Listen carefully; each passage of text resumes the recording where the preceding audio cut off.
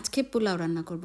প্রথমে ফ্রাই প্যানের মধ্যে ঘি তেল মিক্সড করে পেঁয়াজ কুচি দিয়ে ভেজে নিয়েছিলাম। তারপরে দিয়ে দিয়েছিলাম নতুন আলু ভেজে নিয়েছিলাম। তার মধ্যে চালগুলো দিয়ে ভেজে নিয়েছিলাম। তার মধ্যে দিয়ে দিয়েছিলাম কিশমিশ। আজকে আমার হাজব্যান্ডের জন্মদিন, তার জন্যই রান্নাটা করছি পোলাওটা। সে কিশমিশ দিয়ে পোলাও খায়। তারপরে যে কাঁচামরিচ দিয়ে দিলাম কতগুলো, এগুলোকে ভালো করে ভেজে নেব যতক্ষণ না পর্যন্ত আমার চালটা ভাজা ভাজা হয়ে যায়। চাল ভাজা ভাজা হয়ে গেলে আমি পানিটা আগে গরম করে রেখেছিলাম। আমি পরিমাণ মতন পানি দিয়ে দিব, কারণ এখানে আলু দিয়েছি, তার জন্য পানি আমি কম দেব। এখানে প্রায় 1 কেজি চাল, 1 কেজি চালের মধ্যে আমি 1 কেজির থেকে একটু কম পানি দিয়েছি, কারণ আলু আছে, আলুতে চালটা সিদ্ধ করে ফেলে, তাই তার কম দিয়েছি। একটু লবণ দিয়ে এখন ঢাকনা দিয়ে ঢেকে দিব। ঢাকনার মধ্যে আবার একটা ফুটা আছে, সেখানে আমি একটা কাঁচামরিচ দিয়ে দিব যেন হাওয়াটা না বেরিয়ে যায়। এখন আমি এটা দমে দিয়ে রাখবো।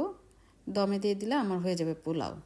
এই দেখুন, সুন্দর করে ঝরঝরা পোলাও হয়ে গেছে, একেবারে সুন্দর সিদ্ধও হয়েছে, পোলাওটাও ঝরঝরা। আমি আবার একটু দমে দিয়ে রেখে দিব, এটা এখানেই এভাবে রেখে দিব।